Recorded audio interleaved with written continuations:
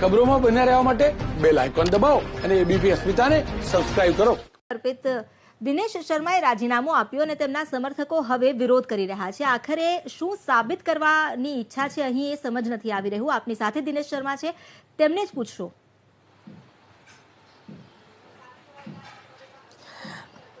દિનેશભાઈના નિવાસસ્થાને હું હાલ છું, સીધા તેમની સાથે વાત કરીએ. દિનેશભાઈ, આપે રાજીનામું આપ્યું છે, કોર્પોરેશનમાં રાજીનામું આપવાની વાત હતી, પણ સીધું આપે તો અમિતભાઈને આપ્યું છે રાજીનામું, એટલે આપ શું ફલિત કરવા માંગો છો, વિસ્તારથી કહો. જો હું કોંગ્રેસ પાર્ટીનો એક સૈનિક છું અને કોંગ્રેસ પાર્ટીની ગાઈડલાઈન પ્રમાણે મારે કામ કરવાનું હોય છે, ત્યારે મારી ફરજ છે કે કોંગ્રેસ પાર્ટીને ક્યાંય નુકસાન ના થાય એ પણ મારી જોવાની જવાબદારી છે. કોંગ્રેસ પાર્ટીની ગાઈડલાઈન પ્રમાણે મેં મારા પ્રદેશ અધ્યક્ષને મારું રાજીનામું આપ્યું છે અને વિનંતી કરી છે કે આપ મારું રાજીનામું સ્વીકારી લો. રાજીનામું આપે આપ્યું છે, શા કારણ શું આપ્યું છે આપે રાજીનામાનું? ના, પાર્ટીનું જ્યારે હિત હોય ત્યારે સ્વાભાવિક જ છે આપણું હિત ભૂલીને પાર્ટીના હિતમાં કામ કરવું પડે. હું એક કોંગ્રેસનો સૈનિક છું.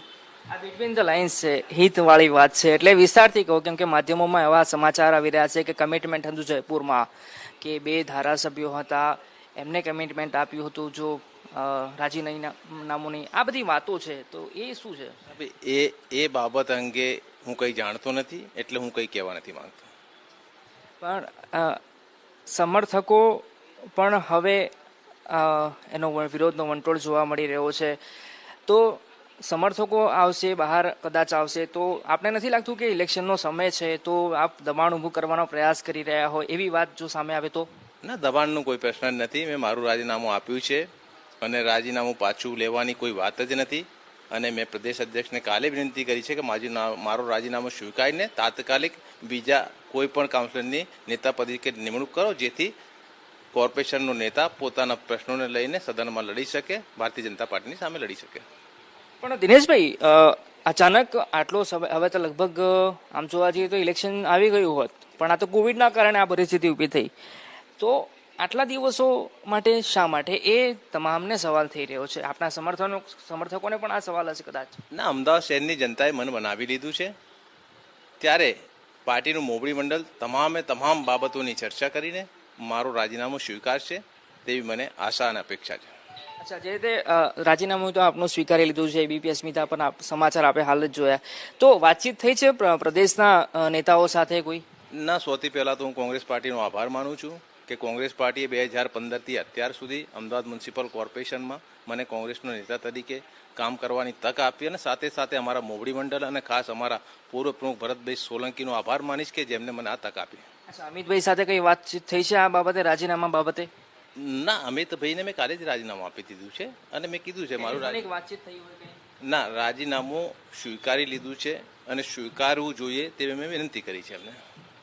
આ સિવાય કોઈ પ્રદેશના નેતા અથવા તો દિલ્હી આ વાત કદાચ તો પહોંચી, આપ શું માનો છો?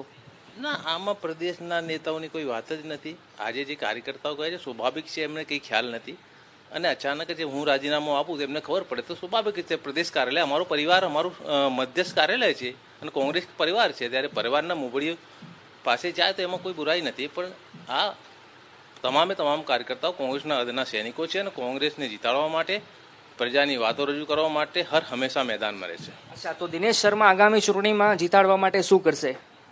આપનું સ્ટેન્ડ શું રહેવાનું આગામી કોર્પોરેશનની ચૂંટણીમાં? પાર્ટી જે પણ આદેશ આપશે એ તમામ કામ હું પાર્ટી માટે કરીશ. ઉમેદવાર તરીકે માનીએ આવનારા ઇલેક્શનમાં દિનેશ શર્માને?